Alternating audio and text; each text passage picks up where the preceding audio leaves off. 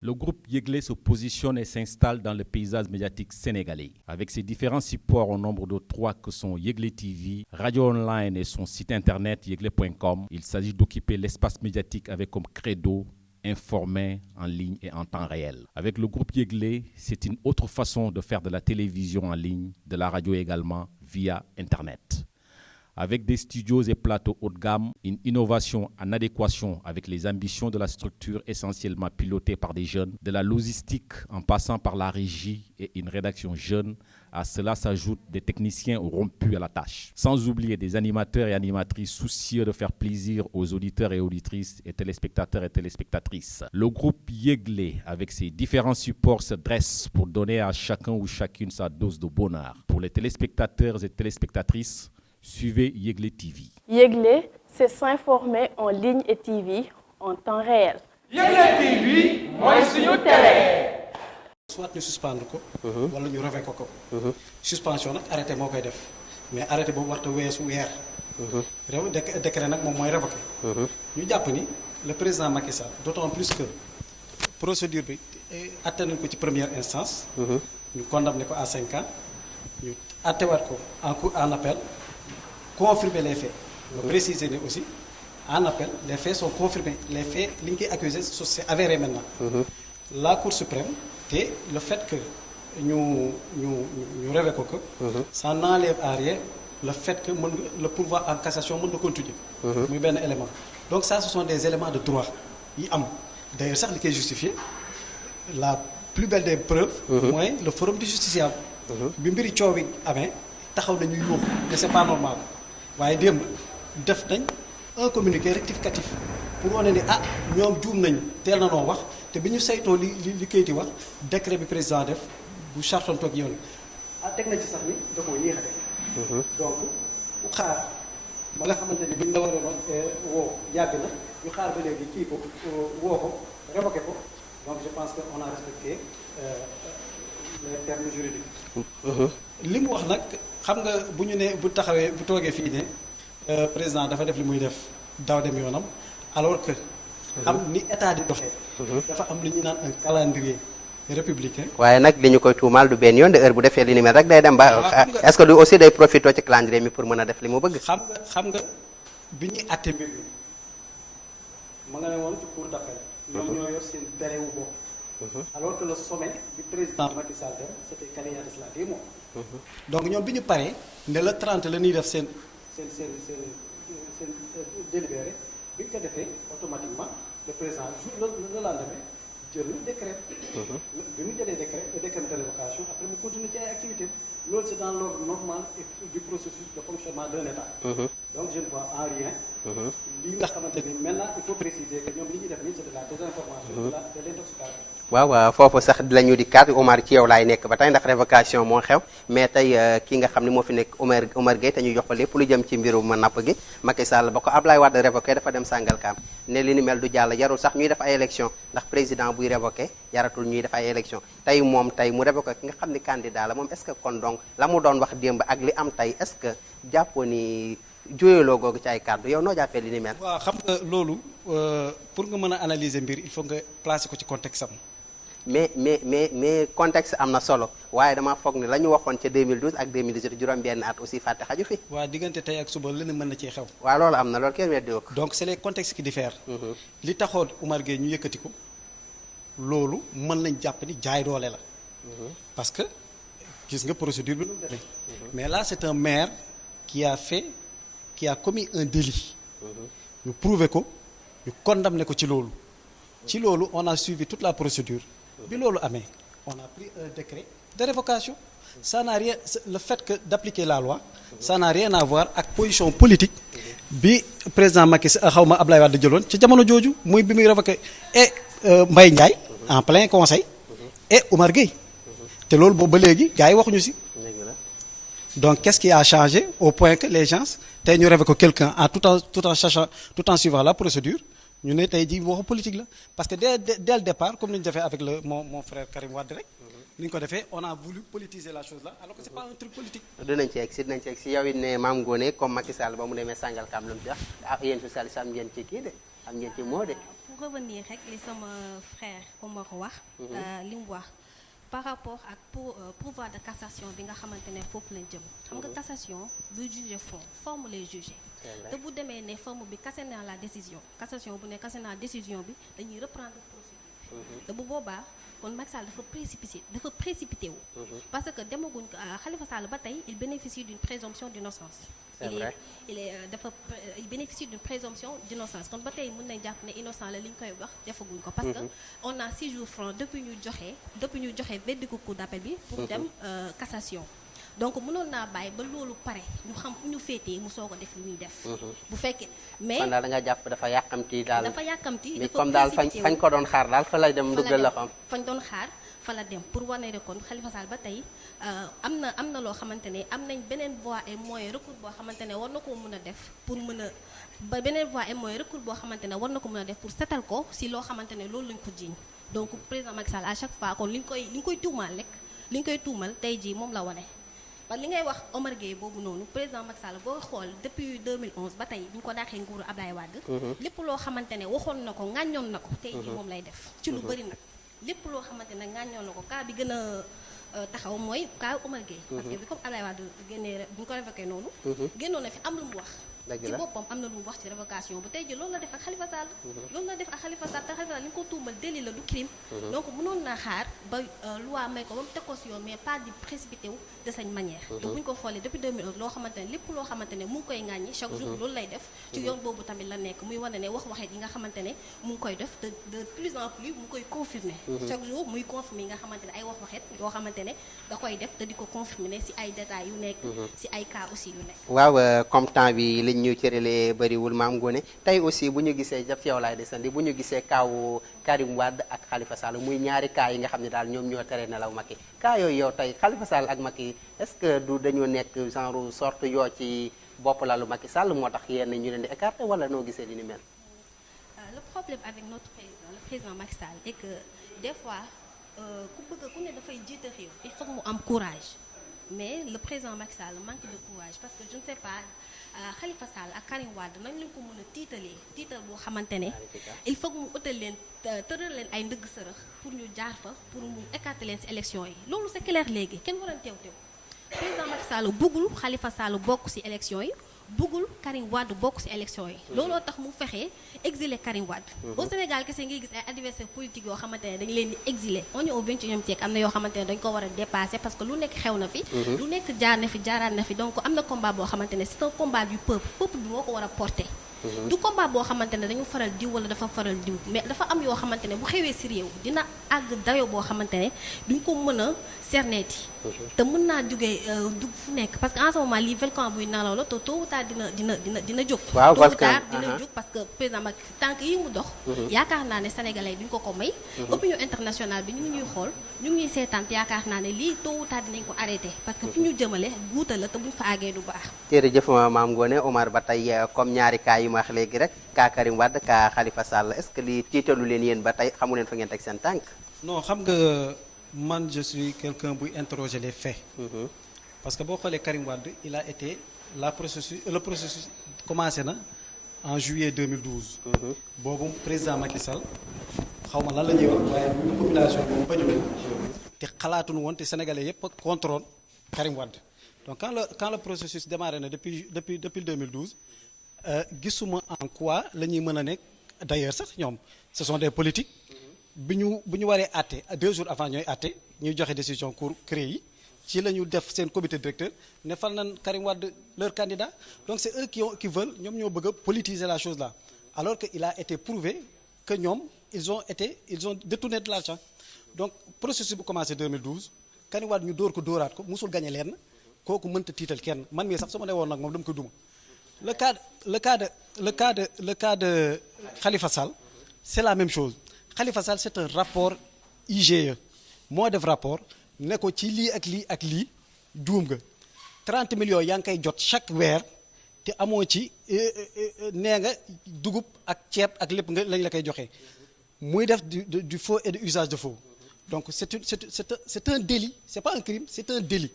donc nit bu defee caay-caay boobu def détournement ñu yóbbu la ci yoon moom d'ailleurs sax lui il n'a jamais dit que deful loolu ñëw ba loolu ba affaire bi xam ni léegi ñu ngi lay war di condamner nga relever la chose là ne ko c'est une question politique c'est un problème mënuñu quand bu nit ki sàccee ginaar ñu war ko juger boo sàccee ñu war la juger nga ne non parce que sama casquette politique may na ma politiser mbir mi surtout avec sama statut de maire de Dakar. mais rapport yi ñu mu tudd bëri na làq doom bàyyi doom moo fi ne de. rapport ya rapport ya Mame Mbaye Niang barki démb rek tudd nañ ko fi de. non IG tudd na ko fi de ak Prodac de. maa ngi ñëw. waaw. je précise pour cela Mame Mbaye Niang IGF inspection générale des finances. moo def rapport. ci gestion Prodac. waaw. épingler les directeurs yi doon gérer le Prodac. et ce qu'il a fait c'est un acte républicain mooy bi ñu ko taqalee dafa ne damay démissionner pour qu'on lave mon honneur. mais nag démission boobu aussi mais nag nañu xool institution aussi buy liggéey di maasamul ci réew mi de te booy démissionnaire du kër premier ministre nga jëm xam nga voyé aussi Oumar. non quand même la démission tu peux démissionner n'importe quel jour. mais nag on est dans l'administration je suis un agent de l'administration. mais nag je suis un agent de l'administration. mais dara doxal dimension réew mi de. non attends d'abord il faut préciser que un ministre c'est un poste politique déjà. te nga def sa démission ça amul rien à voir avec jour bi nga koy def. c'est une question de principe mais dañu xool le principe c'est quoi.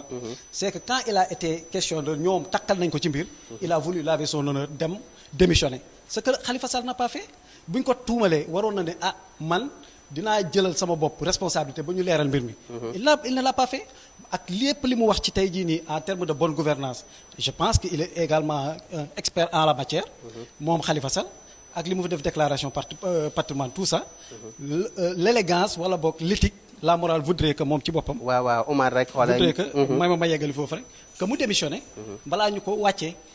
instant bi nii sa culpabilité elle est avérée il a été condamné donc normalement la loi s'applique il est révoqué. waaw révoqué nañ ko mais léegi révocation boobu rek dernière question ku ne tàggoo ndax cër li ñu cëri loon jeex na maam Ngoné tey délégation spéciale ñu ngi koy wax mais mënta nekk ci réew mi ndax xam nañu délégation spéciale bu am day fekk mairie bi ñi nga xam ne ñoom ñooy agent municipal bi ñoom ñëpp ñooy def faute ñu dàq leen mais maire bi la kon donc délégation spéciale mënu fa am ñii ñu ngi wax Rose Wardini peut-être soo xam di Mos Wardini mooy war a remplacer Khalifa Sall waaye daal am na ñuy njuuj njaaj ne Diop Sarr daal bëgg nañu ko faa teg ak ñeneen li di mel yéen socialiste nu ngeen gisee dañoo gisee en même temps aussi nga tàgguwaale rek askan wi dëgg la danga may mayaat tuuti ma ñëwaat ci procès Khalifa bi parce que juge Thierno Kandji dafa def loo xamante ne c'est la première fois de l'histoire boobu ci ñun lu ñu fekkee mooy nga ne kër gi baax na waaye fondement bi baaxul. mooy li tax mu annulé PV d'audition bi nga xamante ne dañ koo déglu woon Khalifa Sall xam ne lépp si lañ ko ordonnance bi nga xamante ne moom lañ jox procureur si la nekk ba pare mu ne annulé na ko ba pare ne gën a corsé peine bi donc loo xamante ne bon sens sax daf ko nangut ci loolu donc ñun de ce fait que xam nañ ne justice bi c'est menacé. ñoom si nga ba UMS Union des magistrats du Sénégal dénoncé nañ ko. nee na à ce moment ils ont des problèmes ñoom dañoo am ay problèmes ak ñi nga xamante ne ñoom ñooy peuple bi parce que amatul confiance bi nga xamante ne moo leen lié woon amatul. question bi nga wax voilà maa ngi ñëw ci question boobu amatul da sa fekk su loolu laay ñëw bu fekkee tamit la affaire u Khalifa daf ne jënd na lii bu fekkee dañoo bëgg ku ñu jàpp wala rapport yi bëri na ñi nga xamante ne dañoo peinturer ay ministères ay 1 milliard et quelque ne dañoo peinturer ay école ay 800 millions wala ñu jël ay kilo poobar ay 90 000 rapport Séré Dia mi ngi fi donc li tax ana président ci rapport yooyu ana procureur mi nga xamante ne dafa gaaw autosaisir su mbaa mi opposant yi ana mu ci rapport yooyu de ce fait que si loolu ci boppam la président war a fekkee mu dafay promouvoir bonne gouvernance ci loolu la dafa war a njëkkee këram balaa may dem kër jàmm. waaw ba tey voilà may ñëw tamit ci waxu ci loi ci lu gën a li nga xamante ne loolu lañ yaakaar te loolu la ñuy xaar mooy premier adjoint au maire muy Soham Wardini mën na ko moo ko war a nekk normalement. parce que conseil municipal bi deful erreur. Khalifa lañ tuumal moom lañ taxal. mais nag ak ni ñu xamee waa APR ak ni ñu xamee tamit seen ay def ak seen ay dindi ak seen ay luubal ñu ngi xaar mais daal si lu waa Soham Wardini si boppam moo war a nekk maire de Dakar. dëgg la Soham Wardini nañ doole Khalifa ba foxati maire bi si ay loxoom. waaw Soham Wardini moo ko war a mën a nekk donc Oumar rek yow it ne yow en tant que ki fa teg njiitu réew mi yow ko jàpp moo war a mën a nekk tey njiit. mais les textes yi dañoo leer. dañu ne bu ñu dindee maire bi ki ñu toftal ci moom muy premier adjoint moom moo war a nekk maire. donc loolu c'est le texte ils sont clairs loolu lañ ci loolu lañ ci. donc on disconvient pas ci loolu donc Soham Wardini mooy nekk maire de l'intoxication. waaw ba tey baax na kon ñuy jaajëfal ñi nga xam ni mooy Omar Nguet ak Mame Ngoné ñuy fikki public bi aussi ma leen ñaan rek ngeen tàccul ma sama ñaari invité yi nga xam ni tey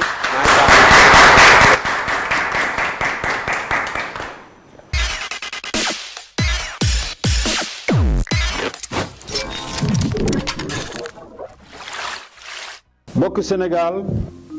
lu bees ci champ médiatique bi seen groupe Yegle TV dikk na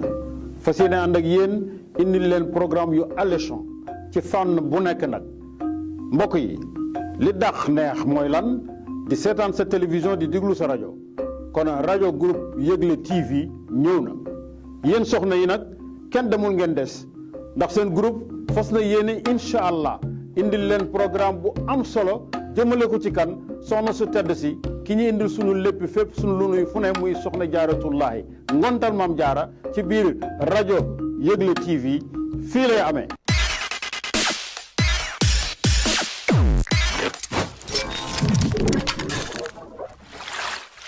Le groupe Yegle se positionne et s'installe dans le paysage médiatique sénégalais. Avec ses différents supports au nombre de 3 que sont Yegle TV, Radio Online et son site internet yegle.com, il s'agit d'occuper l'espace médiatique avec comme credo informer en ligne et en temps réel. Avec le groupe Yegle, c'est une autre façon de faire de la télévision en ligne, de la radio également via Internet. Avec des studios et plateaux haut de gamme, une innovation en adéquation avec les ambitions de la structure essentiellement pilotée par des jeunes, de la logistique en passant par la régie et une rédaction jeune, à cela s'ajoutent des techniciens rompus à la tâche. Sans oublier des animateurs et animatrices soucieux de faire plaisir aux auditeurs et auditrices et téléspectateurs et téléspectatrices. Le groupe Yegle, avec ses différents supports, se dresse pour donner à chacun ou chacune sa dose de bonheur. Pour les téléspectateurs et téléspectatrices, suivez Yegle TV. Yegle, c'est s'informer en ligne et TV en temps réel. Yegle TV mooy suñu télé. waaw internet yi nga xam ni yéen a way di ànd ak ñun ba tey yéen a ngi seen émission ëttu kër gi tey comme ni ma leen ko waxee ginnaaw politiciens yi tàggoo léegi ñu ngi fi dajal ñi nga xam ni tey ay artistes lañ ci seen domaine ndax ku ne artiste ku ne Kalidou Kassé xamee ko ci art plastique moo tax ñuy ñaan yéen public yi ngeen tàccul ma sama gan gi di Kalidou Kassé. Merci beaucoup. waaye aussi ku ne art plastique xam na ni ku ne art wax ci li jëm ci yére yi ñu sol ndax mooy tax ñu taaru aussi ki nga xam ne styliste la te kenn dootu ko natable aussi ci milieu bi di kan création ñu gën koo xam ci mode kan aussi ñu ngi koy dalal ci plateau bi ñu ñaan ngeen tàccul ñu ko. waaw jërëjëf yéen public bi nga xam ni yéen a jàkkaarloog ñun waaye bala ñuy dugg ci interview ak monsieur Kalidou Kassé nga xam ni Abdoulaye Timéra moo ko fas yéene dalal dañu dem rek seetaan portrait ki nga xam ni mooy Kalidou Kassé ki journaliste Pape Sadio Thiam defal ñu ko ci njàppale Rasoul.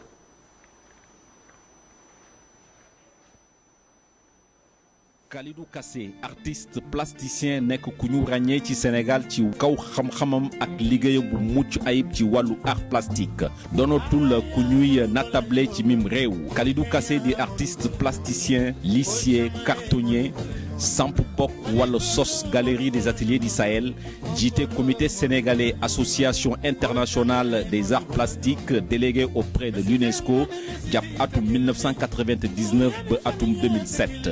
di ancien membre ci conseil national de régulation de l'audiovisuel du Sénégal di CNRA nekkat ambassadeur de bonne volonté bu Croix-Rouge sénégalaise ambassadeur AMREF diwaanu Afrique sowu jant maanaam West Africa jiite association art gune yi bokk ci ñu taxawal banque de l'habitat du Sénégal di BHS di membre conseil d'administration bu IFAN université Cheikh Anta Diop de Dakar di membre conseil d'administration du CROUS centre régional des œuvres universitaires sociales de l'université Alioune Diop de Bambey ci wàllu exposition lu ko dalee atum 2017 ba atum 1994 def na ay exposition fu ne dalee ko Genève ci réewum Suisse jaaree ko Sénégal Argentine Casablanca ci Maroc ba ci France ak Corée ba ci Arabie Saoudite Allemagne ba ci États-Unis d'Amérique teew na fa rawatina réew yi di Haïti ak Tunisie lu mu liggéey ci wàllu collection ci àddina wërngal këpp mu ngi ko tàmbali fii ci Sénégal ci présidence de la République ak primature toftal ci Luxembourg, Espagne, États-Unis d'Amérique, Tunisie, Monaco, Maroc, France, Bénin, île Maurice, Suisse, Arabie Saoudite, Corée, Gabon, Soudan ak Liban. ci wàllu collection privée réew yi di Côte d'Ivoire, Allemagne, Gabon, Mali, Gambie, Italie, Suisse, Haïti, Canada, Sénégal, États-Unis d'Amérique, Corée du Sud ak Espagne fës na fa. ci wàllu référence nekk na premier prix Aiglon d'Or Sénégal, grand prix du World Master Festival Corée, du commissaire exposition hommage à Papa Ibra Fall, du fondateur École nationale des arts du Sénégal, commissaire exposition la semaine économique et culturelle du Sénégal à Paris, du commissaire exposition Wallu Haïti ci galerie nationale d'art bu Dakar, du fondateur première école des arts visuels du Sénégal Tagat, nekkoon président commission nationale art plastique bu Fesman 3, bokkat ci concept artistique du village global Ikaza atum 2008 ci méridien président bu Dakar. ci jamono annoncé nekkoon expert conseiller des grands travaux du conseiller artistique des assemblées annuelles de la Banque islamique de développement, boole ci nekkat conseiller artistique des assemblées annuelles de la Banque africaine de développement BAD ak yeneen i référence ba ci deuxième prix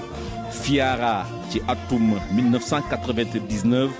jeexale ko ci premier prix FIARA ci atum 2000. Le groupe Yeglé se positionne et s'installe dans le paysage médiatique sénégalais. Avec ses différents supports au nombre de 3 que sont Yeglé TV, Radio Online et son site internet yeglé.com, il s'agit d'occuper l'espace médiatique avec comme credo informer en ligne et en temps réel. Avec le groupe Yeglé, c'est une autre façon de faire de la télévision en ligne, de la radio également, via Internet.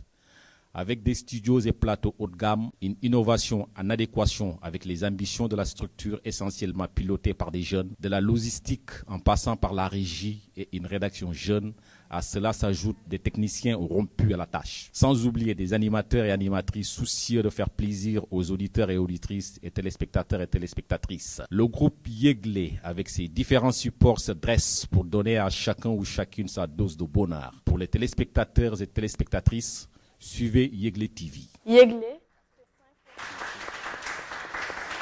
Abdoulaye ziar naa la. Djibril ziar naa la di ziar aussi mboolem téléspectateur bu Yeglé TV. waaw Abdoulaye tey nga am fi gan nga xam ne moom kenn dootu ko naatable ndax li muy def macha allah ñëpp rafetlu ko ñu lay bàyyi rek nga dalal sa gan Abdoulaye. Merci Djibril, merci li nga xamante ne ñoom ñooy faral di seetaan Yeglé TV ñu am mbégte ak contentement bu rëy donc di dalal ki nga xamante ne moom moo di Kalidou Kassé di artiste plasticien international. Donc Kalidou Kassé nii naa la. fay naa la Abdoulaye Timéra di nuyu vraiment toute l'équipe de Yeglé TV aussi. Voilà Kalidou Kassé le prétexte donc sa teewaay sunu émission di ëttu kër gi. donc moo di ñu waxtaan ak yow te ci waxtaan bi nag am na benn laaj bi nga xamante ne donc samp nañ ko. jëmale ko ci yow ñu dem ci manque de formation bi nga xamante ne donc nemmeeku nañ ko ci nouvelle génération artistes yi. loolu ñu ci mën a wax. waaw maa ngi leen di remercier ci invitation bi d'abord di remercier képp ku fi teew. di nuyu aussi téléspectateurs yi suivre Yeglé TV à travers le net et sur l'international aussi. li ma mën a wax mooy kontaan naa ci taxawaay bi ndax da ngeen laal benn point bu am importance surtout ñu wax émission bi en wolof parce que je pense que le président Senghor à l'époque disait il nous faut un art nouveau pour une nation nouvelle. dafa bëggoon wax ne réew mi toll na ci jamono yoo xam ne mutation yi am foog ñu ànd ak moom ndax de temps en temps dinaay wax xale yi toll nañ ci 21e siècle amatuñu droit naan art bi don la ci man simplement don la rek dama koy def nii kooku defee naa ne ki benn artiste waratu am droit def loolu. il arrive souvent nit ñëw wala benn parent indi doomam wala woo ma ne mu kat sama doom bi dafa am don ci art don baax na trop parce que kenn du dem école des beaux-arts di fa jàngi art su nekkul ci yow mënoo ko jàng. on ne forme pas un artiste peintre ou un musicien wala un tel doo dem école des beaux-arts ñu ne tey nga nekk dafay nekk don ci yow nga dem ñu jox la outils yi lay permettre nga mën a développer cette technique yooyu outils yi mooy la en matière d'art plastique par exemple depuis la nuit des temps comme je peux dire quand on remonte le temps et l'histoire quand on parle de Léonard de Vinci on parle de Giacometti on parle de Picasso on parle de Rembrandt c'était ce qu'on appelle l'époque de la Renaissance ñooñu dafa amoon lu ñu amoon même bu fekkoon ne am na ñoo xam ne amoon nañu don bi demoon nañu jàngi parce qu'il y avait des instituts il y avait des écoles mais dans ces ateliers d'artistes il y avait aussi des apprentis artistes qui excellaient dans ces ateliers d'artistes donc jàng li nga bëgg a liggéey ndax nag aussi nit nga ne jànguloo ba pare tari mënul nekk mun nga tari mun nga def ay fautes waaye soo jàngul da ngay dem xam lan li ngay utiliser lan la comme si wàllu art plastique la ñu wax matériaux yi foog nga mën a différencier lan mooy peinture à huile lan mooy acrylique lan mooy maanaam par exemple pinceau yi lan mooy seen différence ndax pinceau yi dafa am ay différenciation am na pinceau yoo xam ne dina jar ba 600 000 francs kooku soo ko waxee sénégalais du ko comprendre pinceau parce que dafa am pinceau queue de cheval am pinceau ay plusieurs formes maanaam laine yoo xam ne moom lañ ko defaree sur le plan peinture dafa am peinture boo xam ne huile lañ koy booleel maanaam dafa am ay liant ce qu'on appelle huile de lin si wàllu toujours peinture dafa xam ne yow ndox lañ koy booleel muy acrylique dafa am yoo xam ne su crayon pastel crayon la boo xam ne dafa am crayon à huile am donc yooyu ay technique la yoo xam ne soo demul jàng yi mënoo ko xam mën nga nag di peinture di def affaire yooyu mais du dem te aussi formation dafa lay permettre non seulement nga am yëkkati sa niveau ndax nee naa artistes yi tey am na ñu bëri tey heureusement dañoo génne université dem orienté wu dem école des beaux-arts am na ñoo xam ne suma école la ñu formé woo parce que tey maa ngi je rends grâce à Dieu formé naa lu mat plus de 500 jeunes yoo xam ne à travers le Sénégal c'est des peintres c'est des professeurs d'art yoo xam ne ñi ngi jàngale ñoo xam ne sax ñi ngi à l'étranger mais bi ñuy ñëw outils yi maanaam amoon nañu technique yi amoon nañu don bi mais amuñu woon outils yi ak technique yi leen permettre ñu mun a xam li ñuy def su en matière de toile da ngay mën a différencier lan mooy toile de lin toile de jute toile de coton par exemple man toile bi may peindre dans mes premiers débuts toile la yoo xam ne dama ko doon fortaatu di ko jënd ci marché bi mais tey toile bi may peindre le mètre carré est à presque 150 000 francs benn mètre carré boo dagg 150 000 francs la parce que dafa am toile de lin toile de jute toile de coton ainsi de suite yooyu yëpp nag matériaux loo xam ne soo fekkee ne nekkuloo ci liggéey bi doo ko xam châssis bi nga xam ne mooy supporter toile bi dafa am nu ñu koy liggéey ce qu'on appelle un châssis format raisin ce qu'on appelle un format international mooy par exemple soo jëlee 60 sur 80 benn format la boo xam ne su ma la ci peindre le tableau nga démonter tableau bi nga rouler ko dem France soo demee France soo demee ci magasin bi jaay encadrement da ngay ñëw jox ko toile bi mu génn la tableau encadrement bu tolloog toile bi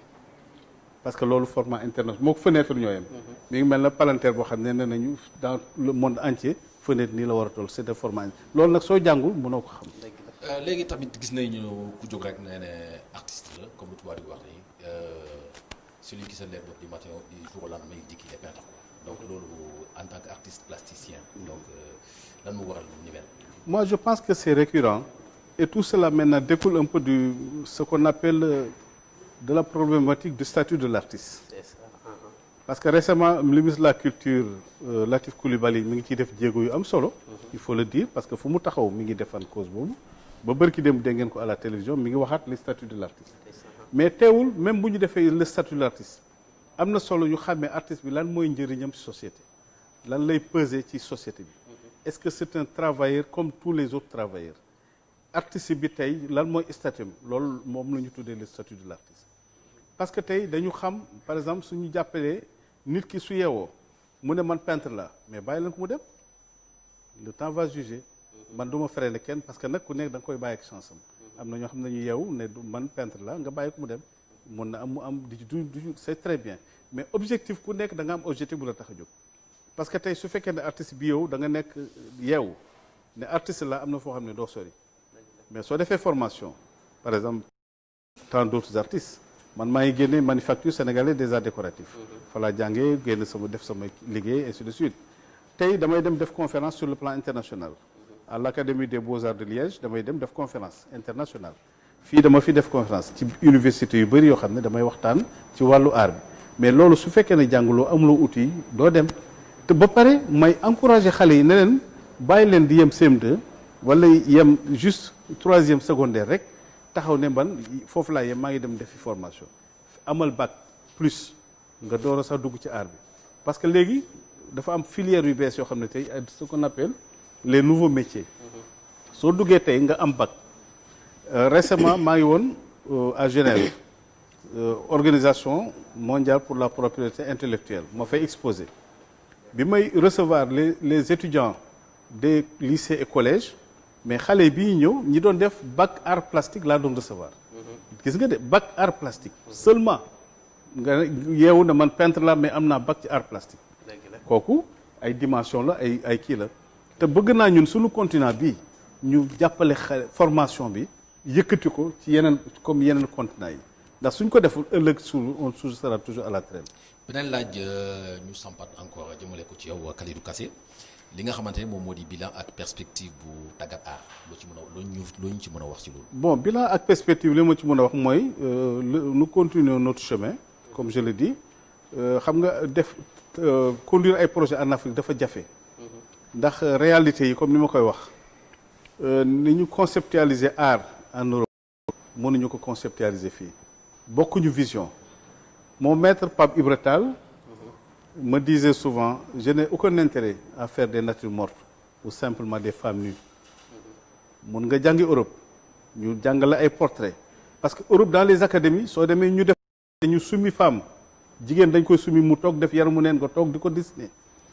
jubluwuñ ci beneen côté budul xam lan mooy composer le corps humain parce que soo gisee tey Léonard de Vinci nga gis par exemple les artistes de la Renaissance soo gisee ñu doon peinture da ngay foog ne photo dëggantaan la c'est parce que dañ ko doon tâter ñi nga xam ne ils sont dans la section sculpture la même chose mais loolu sunu l'islam permettre ñu ko parce que dafa am aussi lu ñu gëm am ci sookul bu ñu taxaw moom la ñu wax ne ñun nee naa leen tant que li ñuy def nuróole wuñ ko ci sunu aada ak sunu cosaan du ñu dem man nag dama gëm sama africanité artistes yu bëri dañu wax ne man ne m'appelez pas un artiste je ne suis pas un artiste africain wala tam man nga wax ci africain ma ñàkk a def li may def dama koy def gëm ko mais du ma dem di dissocier naan du ma artiste africain artiste lii la ak loolu pour man c'est un faux débat li ci am mooy parce que tey tàggat jël na ay xale formé nañ leen jàppale nañ leen tey ñi ngi dem sur le plan international avant ça dafa am ay xale yoo xam ne yóbbu nañ leen ba Monaco bi ma leen yóbboo ils étaient une dizaine d'artistes mais tey yàlla def na sutura tey ñi ngi sillonner le monde entier te je suis content de les voir dans les galeries à Washington au Japon ainsi de suite en Espagne un peu partout au niveau de tàggat aussi loolu mooy doon kii bi mooy tàggat c'est former l'enfant le préparer ndax dafa am benn moment donné ma xalaat ne am na lu manqué ci chaîne bi daal parce que xale yi bëri ñi ngi ñëw ñii ne dañu bëgg ñu former leen mais amuñu capacité dugg école des beaux-arts su dee yow par exemple amuloo des fois même CEP mais comment faire ma ne mbéy tàggat su fekkee ne ñu ngi former xale yi mën nañu def audiovisuel parce que tey léegi média yi lépp tijjee ko à travers le monde. c'est vrai audiovisuel am na ko xam ne tey su amul CEP mën na def preneur de son. mais da nga koy jàppale su amee métier boobu nekk preneur de son day dem. parce que léegi outils yi dañuy changer ba pare dafa gaaw. c'est vrai am na ñoo xam ne tey suñu amee yenn niveau yu nekk caméraman am nañu ba am nañ tel ça leur permet ñu mun a xam ne kat lii métier la boo xam ne mën nañ ci dund. ñiy def aussi art plastique am nañ ci don nga génne ñooñu nga xam ne yàlla may na leen don ci art bi maanaam ñu mën a def dessiner. ñu mën a peinture. ce n'est pas seulement nag aussi mën a def portrait ah. parce que mën nga def portrait te fekk tu n'es pas un artiste. ndax loolu da ngay reproduire simplement ay visage mais un artiste c'est dans le sang. donc loolu mooy mission bi nga xam ne man moom laay doxal ci réew mi di xool aussi au-delà de tàggat xant yi xam ne mën naa leen xëcc yóbbu leen sur les chemins de l'international ma def ko. d'ailleurs le 19 prochain. incha allah ñaari jeunes dinañ dem Maroc. en résidence. envoyé naa leen ils seront à Casa. pendant une résidence de environ 20 jours. dajeeg yeneen artistes wane seen liggéey. suñu paree après exposé. ça permet ëllëg ñu won leen ne mën ngeen a jaar par la voie normale. sans jaar ci gaal gi pour dem immigration. voilà laata ñu lay bàyyi sunu laaj bu mujj nemmeeku nañ tamit li nga xamante ni moom moo di grande exposition yi daanaka néew maanaam y a une certaine rareté. lu waral loolu. man je pense que loolu c'est une question de crise à travers le monde. parce que nañ jàpp ne crise bi dafa général grande exposition yi comme ni ñu ko doon waxee effectivement daana bëri mais tey soo xoolee côté secteur yu bëri dafa am ay restrictions malheureusement nag toujours ci wàllu culture lay tombé waaye nag jàpp naa ne grande exposition yi dinañu renouveler ak moom de xam nga lu tax pétrole bi ñëw na Alioune Badara Bèye nee na président Macky Sall defal 1% jéeje ko culture génne ko ci pétrole bi te yaakaar naa ne teenu pétrole bi soreetul kon culture bi nañu génne ne dinañu renouveler avec les grandes expositions parce que soo xoolee à travers le monde ce sont les grandes compagnies qui supportent la création à travers le monde. dëgg la foofu sax bala ngay tëj rek ci meeraat yaa ngi koy wax sànq ci sa biir wax yaa ngi ne tey boo sañoon mooy ñi nga xam ne ñooy ndaw ñi ñu duggal aar ci ñoom ca ba ñuy nekk tout tànk nga xam ne dañ koy màggaale waaye dañoo gis ni tey boo xoolee biir Sénégal boo déggoon ñu ne nit day def aar dañ ko doon dëkkal fu mu dëkkul ne aar kat àndut ak sunu diine waaye ku nekk ci aar rek da ngay yàqu tey dem nañu nag ba xam ne métier buy dundal nit ñi waaye yéen yan jéego ngeen fas yéene def ba ñi nga xam ne tey bëgg nañu embrasser li ni mel seen waajur yi accompagner leen ci kër di leen ci stigmatiser. non ci lañu nekk nii sax parce que actuellement nii maa ngi door a clôturer benn camp d'art maa ngi ko tuddee camp d'art bi mooy 5e édition bi maa ngi koy defee fii en face école normale supérieure dafa am benn kër gu ma fa jël ak suma yeneen partenaire bu ñu wax Anta Camara moom mooy gestionnaire mooy gérer foofu ñu tuddee ko camp d'art chaque année dañu dajale ay tout tànk di leen jox les outils di leen bëggloo peinture bi mais soo xoolee xale yi li ñu créé nga xam ne ñii dañoo ànd ak créativité te loolu soo leen ci poussé mooy tax ëllëg ak si biir suñu màggee mun a nekk maanaam am don ci wàllu art parce que nag comme ni ma koy def souvent suñu ji leen jàppalewul accompagner leen ci lycée yi ak collège yi mooy tax ñu am métier nga nekk avocat nga nekk médecin mais doo am sensibilité ci art te tey soo nekkee am fonction yooyu war nga am sensibilité ci art moo tax bëgg naa tey ñu jël xale yi di leen yóbbu ci musée yi ñu visiter di leen yóbbu ci exposition yi ñu visiter di rencontrer aussi les artistes bon bien sûr mais comme ni ñu ko waxee dëkk bu nekk ak élan bi muy doxee noonu ngay ànd ak ñoom pour accompagner leen. waaw Timéra rek la ñuy cëreloon ci temps jeex nañu bàyyi la nga tàggatoo ak askan wi tàggatoo ko si seen gan. waaw kon merci. mais Timéra temps bi gàtt na foog ngeen dolli waat culture bi da ko kii nag lu neex lu day comme ñu dolli voilà d'accord donc xam naa dañ koy débat ba beneen yoon. d'accord c'est parfait donc yow mi ngi di Kalidou Kassé aussi donc ñu lay remercier si déplacement bu nga déplacé wu donc ñëw teewu donc suñu émission donc Djibril xam naa donc laaj yooyu donc la ñu amoon jagleel ko ki nga xamante ne moom moo di woon suñu invité di Kalidou Kassé. waaw jaajëf monsieur Timéra ñuy ñaan askan wi rek tàccul ñu Kalidou Kassé ci liñ tànn. merci beaucoup macha allah merci xam na ni domaine bi rek ku ko dégg xam ne domaine bi la maîtriser na ko mën na ko lim ci joxe Sénégal buñ ci ko tënkoo rek dinañu am ndaw ñi nga xam ne tey fu ñu taxaw représenté Sénégal ba raay ñu buñ ko bëggee am ko waaye comme dañoo jógee ci tableau yi nga xam ne naam day rafetal kër waaye yére aussi ku ko amul doo génn te fam fi ñu toll jamono ji ku solul aussi kenn du la teg sa place loolu moo tax tey ñu andi fi benn styliste bi nga xam ne kenn dootu ko naatable ci li muy liggéey ndax liggéey bu set ak mën li muy def Ndeye Daba Fall ziar naa la. waa Djibi Dem nuyu naa la. waaw ñu ngi lay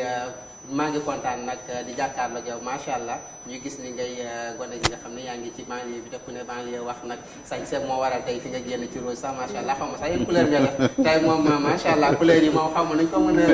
naa bàyyi nga décortiquer ma ko yaag ki nga xam ne mooy seen styliste ma lay bàyyi rek ngay dalal Modou Kane création nga xam ne mooy seen styliste tey nga dalal ko fii ci ëttu kër gi. waa Djibi Dem ginnaaw bi sant yàlla julli ci sang bi tedd bi Seydina Muhammad sallallahu alayhi wa sallam mu am mbégte ak kontante fii ci émission ëttu kër gi ci Yegle TV ñu fas yéene defee dara tey Modou Kane di styliste borom Kane fashion léegi Modou Kane ma bàyyi la nga nuyu ak téléspectateur yu rafet yi di ñu seetal. asalaamaaleykum Sénégal asalaamaaleykum diaspora maa ngi leen di nuyu kenn ku ne ku fi teew ak ku ñuy dégg ak ku ñuy seetaan aussi maa ngi leen di nuyu yéen ñëpp kenn ku nekk si tur ak sa sant daal. waaye Modou Kane ginnaaw bu ñu nga nuyoo ba pare léegi ñu jàll ci suñu question suñu première question mooy yaa ngi préparé benn défilé de mode bu mag kañ la ak fan nga koy defee. waaw loolu dëgg maa ngi préparé benn événement le 15 septembre. résidence Mame Diarra benn guddi laa nuy kaay gis sa bopp ci Kane création.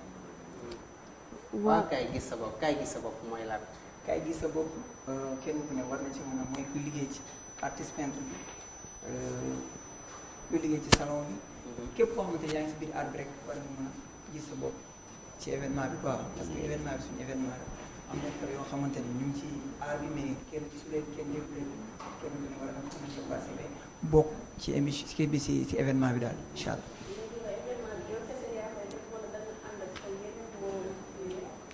événement bi mën naa ko taxawal mais dama invité sama yeneen styliste yoo xamante ne ñu ngi ci aar bi invité leen ci bis bi ñun ñëpp ñu ñëw jàpp si bis bi daal. comme yow yaa ngi organiser lu mel ni genre défilé yooyu. yéen seen wàllu ñëw bi da ngeen am association yow ci association bi nga bokk wala da nga demal sa bopp. man dama demal sama bopp. dama demal sama bopp ànd ak sama staff parce que yàgg naa organiser événement sax. yàgg naa organiser événement mais événement bi dafa nekk événement boo xamante ne bi ma gën a fonk la te bi ma gën a gëm la. moo tax may demee ak sama xel ak samay nit ñoo xamante ne yëngu ci aar bi yëpp maa ngi leen di invité ñu bokk ci daal ñu jàpp ci bis bi. waaye Modou Ka pourquoi bokk ci association culturelle du Sénégal. association maa ngi bokk ci yeneen association mais du association styliste yooyu noonu parce que am nañ benn association boo xamante ni boobu concept de création la couture commerce national et international. te yàlla tudd na man maay président bi foofu. les jeunes stylistes waaw. ok. léegi yow naka ngeen di demee parce que par des fois dañuy am ñoo xamante ni dañuy kaas doo leen fay mannequin yi da nga leen di utiliser ñu défilé la ba pare te doo leen jox dara. waaw loolu moom côté boobu moom am na amul parce que en général tamit gis nañ organisation dafa métti te ñun tamit ñu ñoo dem sans mannequin yi. koo sekkal mannequin moom da nga ko war a jox lu mu yelloon quand même loolu moom maa ngi leen di ñaan sama styliste yi samay morom styliste yi. ñu bañ a def loolu daal parce que kenn ku ne dafa am àq ci aar bi te kenn ku ne lu mu yelloo na nga ko delloo kaa. wala bu ñu jàllee si yooyu yéen couturiers yi dafa mel ni da ngeen nekk si guddi bu bët setagul parce que yéen chinois yi ñu ngi ñëw de te menace la ci yéen lan moo ci seen gis-gis si loolu. ah loolu moom franchement man moom d'accord ma te xam naa ne sama morom styliste yëpp moom d'accord ñu ci loolu. parce que am na jeunes yi nekk fii ci biir Sénégal ci biir àdduna bi xam nga ñu ngi chômé te heure que Macky Sall di jël ay chinois di leen indi fii xam nga te ñu ngi fii ay jeunes yu ndaw mën seen métier xam nga di taxawal loolu du yoon wala muy jël ay chinois mën na jël jeunes yooyu ñu ñëw liggéey ci parce que formé yàggul waaw formé yàggul mën nañu formé benn 1 an wala 2 ans 3 ans ñu liggéey dañuy liggéey. chinois moom muy loolu au lieu muy man moom daal avantage bi ma gis daal mu jël jeunes sénégalais yi ñu liggéey ci man loolu laa parce que loolu mooy day dellu si réew mi quoi parce que ñun dañoo gëm suñu bopp lii nii dañu ko yóbbu fépp. mais su fekkee ne aussi tamit da ngeen mën seen liggéey te farluwu leen ci parce que seen caaxaan moo ëpp chinois yi nag ñoom dañuy ñëw vite fait et bien fait lañ koy defee mais waaw mais yéen aussi tamit nit da leen di ñëw jox ñawam ngeen ne ko jour tel jour boobu du mën a pare. dañuy va te chinois yi moom léegi. tamit dafa am kay itam man ci chinois yi am na fi. ci chinois yi si wàllu boppam ñoom am nañ ci. am na parce que waaw parce que des fois gàllankoor day fekk day parce que nit day sabablu rek. nit day sabablu mais yàlla dogal bi am quoi. mais nit da ngay naan jox naa rendez-vous temps bi ñëw kenn xamul. mais yow da ngay wax ngay calculer sa programme bi ak lii nga xam mais yàlla mën na ci teg dogal loo xamante ne muy loolu mais daal li ma ci wax daal côté boobu ginnaaw ñu ngi ci liggéey ci aar bi comprendre te aussi africain yi nii ñu ngi fépp te su ñëw ko mën a yóbbu fépp tamit xam nga ñëw ko mën a yóbbu fépp si àdduna bi franchement parce que li ma ci gën a naw ci nigériens yi parce que gis nañ ñoom seen président sax day sol wax te ñun tamit pourquoi pas lii nii suñu mais fii ñu ngi koy commencé di habillé wax de. waaw gis naa ko te loolu laa bëgg dama bëgg mu gën a yaatu. mu gën a yaatu bi ñëpp gis ci suñu bopp parce que lii nii mën na yóbbu ci àdduna bi. waaw fépp ci àdduna bi loolu am na mën nañu yóbbu yëre yi fépp ci àdduna bi c'est rafet na ci sol rafet na aussi ci gis waaye Ndeye Daba rek ñu lay bàyyi nga tàggoo sa ki nga xam ne mooy sa invité le temps ñuy duggal tempo musical rek recevoir aussi sunu artiste. waa Modou Ka Kan Fashion maa lay sant di la gërëm. sa teewaay bii nga teew di rafetlu sa taxawaay aussi bi nga taxaw ci émission ëttu kër gi fii ci Yegle TV di la wax nga tàggatoo ak téléspectateur yu ñuy seetaan. waaw maa ngi leen di remercier franchement Yegle TV moom def nañu léegi franchement maa ngi nuyu directeur général bi parce que su ma ko nuyee mooy nuyu naa ñëpp. parce que sama naata ni ji bi nii sama xarit la bu baax la franchement di wax rek Sénégal rek di leen invité ci bis bi seen bis la ñëw leen jàpp ci ànd ak sama staff aussi maa ngi leen di remercier parce que ñu ngi événement bi ñu ko commencé ba léegi franchement fay ma leen dërëm te ñu ngi ciy déplacé wu def seen xaalis di démarche te yooyu xam nga yombul te ma dul def du leen remercier rek di leen jaajëfal yéen télévision bi Yegle TV. ma lay jaajëfal mu ka di la jox dig daje beneen yoon incha allah. waaw Ndeye Daba ñu lay jaajëfal di jaajëfal aussi Modou di ñaan rek public bi nga xam ni ñoo fi nekk Sénégalais. Avec ses différents supports au nombre de 3 que sont Yegle TV, Radio Online et son site internet yegle.com, il s'agit d'occuper l'espace médiatique avec comme credo informer en ligne et en temps réel. Avec le groupe Yegle, c'est une autre façon de faire de la télévision en ligne, de la radio également via Internet. Avec des studios et plateaux haut de gamme, une innovation en adéquation avec les ambitions de la structure essentiellement pilotée par des jeunes, de la logistique en passant par la régie et une rédaction jeune, à cela s'ajoutent des techniciens rompus à la tâche. Sans oublier des animateurs et animatrices soucieux de faire plaisir aux auditeurs et auditrices et téléspectateurs et téléspectatrices. Le groupe Yegle, avec ses différents supports, se dresse pour donner à chacun ou chacune sa dose de bonheur. Pour les téléspectateurs et téléspectatrices, suivez Yegle TV. Yegle, c'est s'informer en ligne et TV en temps réel. Yegle TV mooy suñu télé.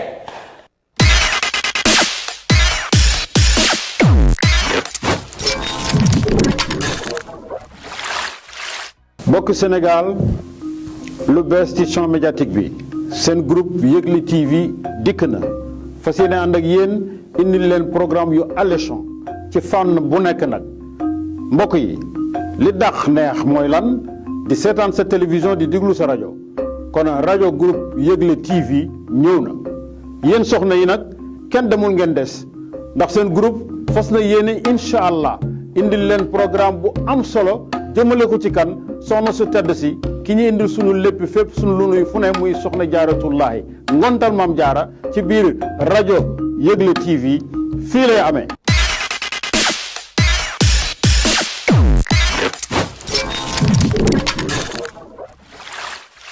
Le groupe Yegle se positionne et s'installe dans le paysage médiatique sénégalais. Avec ses différents supports au nombre de 3 que sont Yegle TV, Radio Online et son site internet yegle.com, il s'agit d'occuper l'espace médiatique avec comme credo informer en ligne et en temps réel. Avec le groupe Yegle, c'est une autre façon de faire de la télévision en ligne, de la radio également via Internet. Avec des studios et plateaux haut de gamme, une innovation en adéquation avec les ambitions de la structure essentiellement pilotée par des jeunes, de la logistique en passant par la régie et une rédaction jeune, à cela s'ajoutent des techniciens rompus à la tâche. Sans oublier des animateurs et animatrices soucieux de faire plaisir aux auditeurs et auditrices et téléspectateurs et téléspectatrices. Le groupe Yegle, avec ses différents supports, se dresse pour donner à chacun ou chacune sa dose de bonheur. Pour les téléspectateurs et téléspectatrices, suivez Yegle TV. Yegle, c'est s'informer en ligne et TV en temps réel. Yegle TV mooy suñu télé. ngeen tàggu ñu ki nga xam ni mooy princesse Gamel ci way bu am solo bi nga xam ni moom la ci way.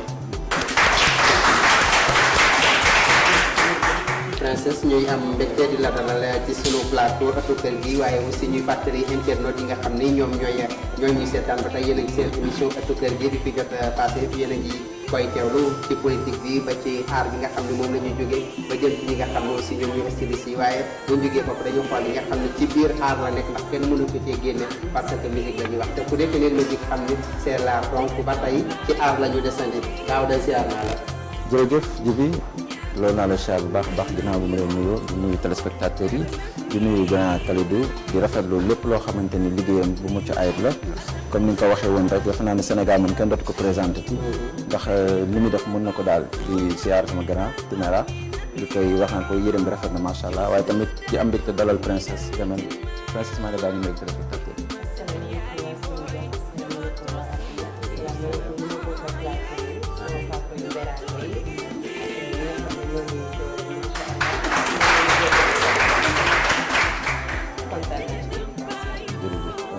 waaw princesse macha macha allah ñuy am mbégte di la dalal aussi daaw la ñuy dalal Sadia. waaw parce que yéen waxtaan lépp li nga xam ni moo jëm ci liggéey. princesse tey sama kàddu bu njëkk ci li ma la njëkk a wax bu ma doon wax moo princesse bi fu mu jógee princesse Gamia nga teg ko ci. ndax man boo nee princesse en général ñëpp dañu naan ku rafet la ku kii la te macha allah soo foo. dëgg la. merci beaucoup ci kii bi nga ma posé question boobu. ndax ñu bari en fait dañ ma koy posé question boobu. princesse bi en fait jëlewu ma ko comme si taar wala ci parents yi nga xam ne macha allah dañu am ay moyens man ni ma ko jëlee mooy ci rafet xol. waaw loolu am na solo fa laa ko jëlee. parce que ku am problème day mel ni man maa ko am. te lu waay am man bëgg naa ko bokk ak moom ci bànneex ak ci métit man fa laa jëlee princesse bi ba pare jëlee ko fi nga xam ne mooy musique bi may def man princesse laa ci. macha allah foofu laa jëlee tur bi. waaw princesse bëggoon nañu aussi xam kañ nga dugg ci milieu bi nga xam te mooy scène musicale bi. waaw yàgg na nag parce que ba ma ko sentiree sama yaay dafa tey sama loxo yóbbu ma ci Père Ouza. macha allah ma jóge ci Père Ouza jaar école des arts def fa 3 ans. di nuyu Adolphe Coly mi nga xam ne moo ma yoroon foofu. jóge fa nekk ci Papa Thion tamit. mu nekk ma jàppale. macha allah jaar ci Dabi Balde. ma ngi koy ñaanal yàlla yëkkati ko tamit ndax dafa xaw a jagadi. macha allah yàgg naa ci daal yàgguma si. macha allah. ok Grand Timéra defe naa li mu wax am na solo ci cadre princesse bi dañuy njëkkee waxtaanee. ndax tey boo nee princesse ñu bari dañu jàpp taar wala bëti ak yooyu. moom tey fi ma ko focaliser wu nee na ci lépp loo xamante ni acte bu rafet la ak képp koo xamante ni am na maanaam lu ko metti rek moom mu partagé ko ak yow. waaw Djibril ak Daouda donc ma ngi leen di remercier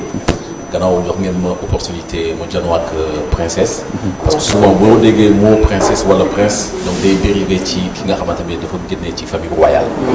affaire yi demee noonu. bon mais yow génnee nga ko ci contexte boobu nga indi ko ci beneen contexte. bon j'espère que donc loolu on ne peut que l'accepter c'est-à-dire da koy rafetlu comme ni nga ko waxee noonu donc loolu day wane donc sa côté humaniste ak sa côté humain. du moment que donc nee nga ku am problème donc dafa am donc yow yaa am problème. donc boo sañoon aussi donc képp ku nga xamante ne bii donc mi ngi si jafe-jafe boo sañoon donc nga jàppale ko donc loolu il faut nga am xol bu rafet pour nga mën a am taxawaay boobu et je pense donc c'est très important. bon autre chose peut-être que man question bu mu lay poser par rapport toujours donc à la musique parce que cité nga ay références dans la musique sénégalaise. qui mel ni Ouza ak Thione Ballago Seck Thione Ballago que je salue au passage parce que c'est un ami à un de mes cousins waaye Timéra donc tey si fu nga jot a jaar donc lan nga jàpp en terme donc musical ak li nga xamante ne donc mën na la teg yoon ba li nga xamante ne bii donc yaa ngi koy mbébét si sa wàllu carrière mun la fa jëmee quoi. waa dëgg la nag parce que dama naan nit boo bëggee dara da nga ko war a gëstu da nga ko war a jàng par rapport ak ki ko jàng ak ki ko jàngee ci mbedd duñu benn macha allah même bu ma àdduna bi yëpp xamul même bu ma Sénégal bi nga xam ne fii laa nekk ñëpp xamul tamit am na ñu xam sama valeur musique macha allah ndax ci ñi ma jaar ñëpp ku ci nekk am na loo def ci man waaw ku ci nekk am na loo def ci man loo xam ne macha allah tey damay jouer guitare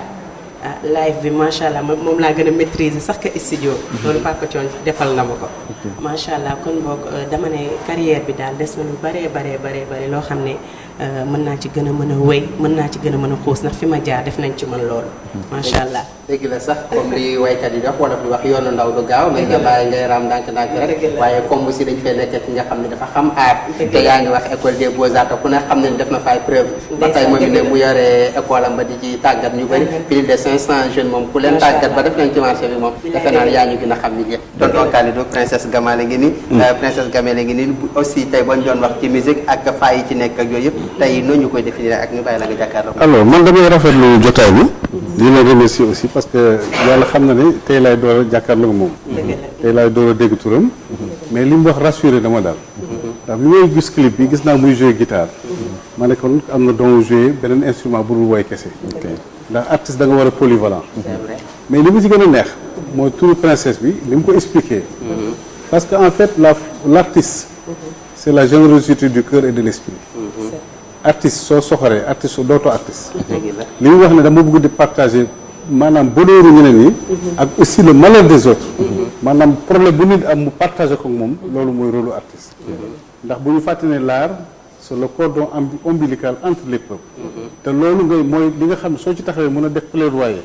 pour ñi xiif ñi mar ñi sonn ñi feebar loolu tax ñu def vente aux enchères. musique bi nag dafa doon médium boo xam ne bi mu waxee ne jaar na ci Père Ouza. jaar na ci Ouza jaar ci Thione Seck. macha allah ma ne kii am na référence la. c'est-à-dire am na yoon bu muy tracé. te mi ngi ci yoon bi macha allah. te yal na ko yàlla yëgal te loolu daal na sama xel. def na 3 ans école des beaux-arts la te nee naa leen soo formé wul am na loo xam ne pour nga jàppale kii ko. dafay jafe.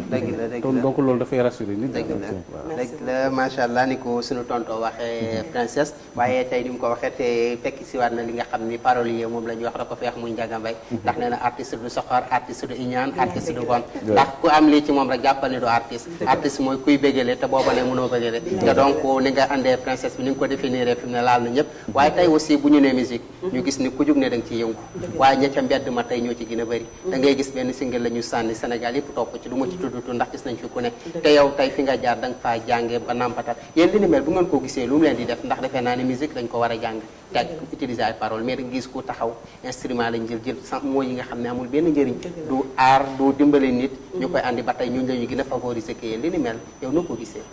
waaw man ni ma ko gisee mooy dañ ko def ñoom dañ ko bëgg a def yoon jaar jàll par rapport ak ñi nga xam ne dañ ko bëgg a def carrière macha allah duñu benn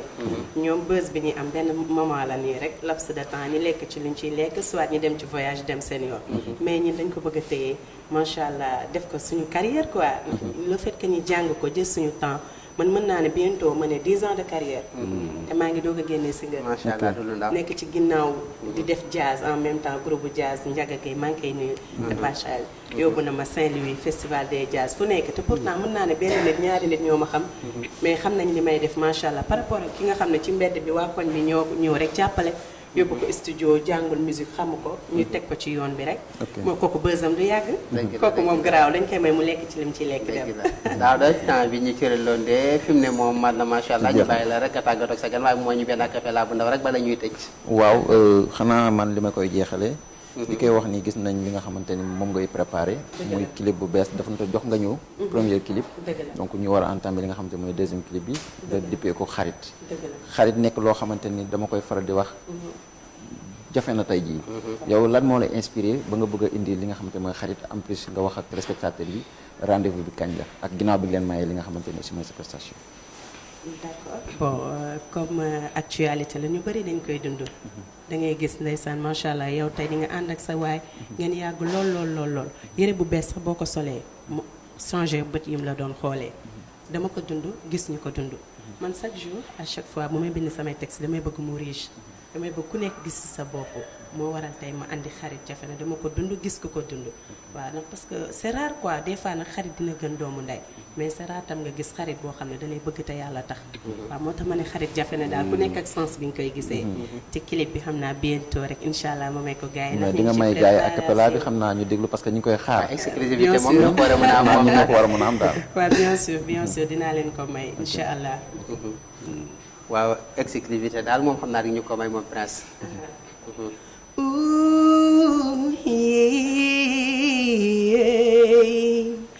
yaakaaroon naa ni ma mel ak yow noonu nga mel ak man waaye noonooy weesu nañu xaritoo doomu ndey laa la jàppi woon yu birt nga ma waaw yéen yi des koy mën a waa fu ma jaar ak yow des si man soxla bu ne taxaw naa la ci non mënuma ko gëm ne mu si bernde mi waaw a jàpp de du walaay aduna ko ni ma yow ma àndaa ko ngon daa jooyati naa loolu daal laa may ci xarit jafe macha allah yal na yàlla wéral baat bi yoon bi li nga bëgg sa carrière yëpp aussi nga am ko bañ lay dégg fu kawe sa njort ñu lay bàyyi rek nga tàggatoo ñi nga xam ni ñooy téléspectateur ak internet Yegle TV. waaw merci kontaan naa ci plateau bi ak sama papa yi nga xam ne dama rêvé woon sax bokk ak ñoom plateau bi ci mel ni sama papa ji dama koy séntu bu baax muy jàppale jeunes yu bari moom papa Kalidou maa ngi koy nuyu moo xam rafet na di ko ñaanal li mu bëgg ak mbëbët bi mu am ci jeunes yi yàlla ko ci yàlla amiin di bëggee tamit waaw suñu borom sañse bi waaw macha allah génn fu nooy rek kontaan naa ci ñëpp di kontaan ci Ndeye Daba macha allah moom mi nga xam ne moo ñu boole lépp rafet yow it nga bëgg ma lool. nuyu Daba Gueye mi nga xam ne tamit sama copine la yàqu ci dara di nuyu waa Grand Yoff fi nga xam ne fa laa juddoo màggee fa yaroo fa di nuyu ñëpp suma limee damay jiw. kontaan naa ci invitation. merci beaucoup. merci ca kaw ca kanam rek yéen dund leen bu baax. amiin amiin ñoo gën a kontaan daaw dañu bàyyi rek nga tàggoo ngeen. waaw ji bi xanaa ginnaaw bu ma jaajëfalee képp koo xamante ni doon ñuy topp surtout suñu public bi nga xamante ni public bu rafet la booba tey ñu ngi toog assister ak ñun di leen di ñaanal aussi fu ñu nekk rek yàlla fi leen jàmm di lay jaajëfal di jaajëfal grand Kalidou waaye également ak ki nga xamante ni mooy grand Timéra ak équipe bi nga xamante ni actuellement ñu ngi ci ginnaaw nee naa bu ñu gisee tey c'est grâce ak ñoom ñu leen di ñaanal yàlla mënal leen luñ mënoon dolliwaat ko mun ko ak ki nga xamante ni mooy grand papa Sadio amiin amiin amiin waaw Timéra rek yow it ne looy tàggatoo ak ñi nga xam ne ñooy wéy di ànd ak ñun ci émission bi de waaw xanaa remercier tout le monde remercier aussi suñu invité yi parce que bàyyi nañ seen lépp déplacé wu donc ñëw une personne comme Kalidou Kassé mu déplacé ko c'est pas évident parce que bon c'est quelqu'un ki nga xamante ne bi donc dafa ko soxla ñu bàyyi lépp nag ñëw donc kooku war nañ ko sant gërëm bu baax a baax bon loolu bu weesoo aussi kii di wax ni princesse Gamal donc ne Grand Yoff donc lu bàyyeeko man it donc je suis de Grand Yoff donc ça tombe bien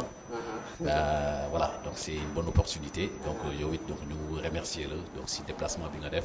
ak le fait aussi que donc tu as accepté donc d'accepter de répondre à nos questions et c'est important bon peut-être donc naa profité donc si une occasion donc ndaw donc wax loo ko parce que gis naa wàcce nga sa bopp et puis wax nga ko te dans la vie c'est l'humilité comme il est écrit donc dans la Bible donc de l'humilité à la gloire donc de l'orgueil à la déchéance donc nit donc loolu bu leeree sa bopp rek donc je pense que donc di nga mën a moytu donc lu bëri quoi donc di la ñaanal donc une très bonne carrière et surtout donc chemin donc nous suivre donc nga bañ a bàyyi chemin bi donc di remercier suñu téléspectateurs yi nga xamante ne ñoom ñuy suivre un peu partout donc dans le monde et sans oublier aussi donc celui qui a conçu donc l'émission qui dit Pape Sadio Thiam donc si xalaatam donc bu rafet donc teg na lu ni mel pour ñu mun ko jox donc les téléspectateurs et aussi donc le présentateur aussi qui n'est pas en reste Djibril Deme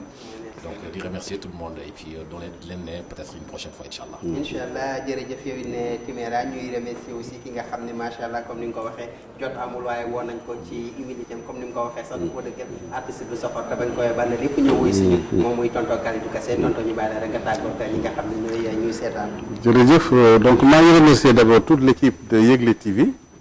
à travers son directeur général di remercier particulièrement Pape Sadio Thiam parce que je sais que c'est un grand journaliste qui a fait ses preuves ici à l'étranger bi ma ko xamee yàgg na te léegi laa ko indi ay photos yoo xam ne ça date de 20 ans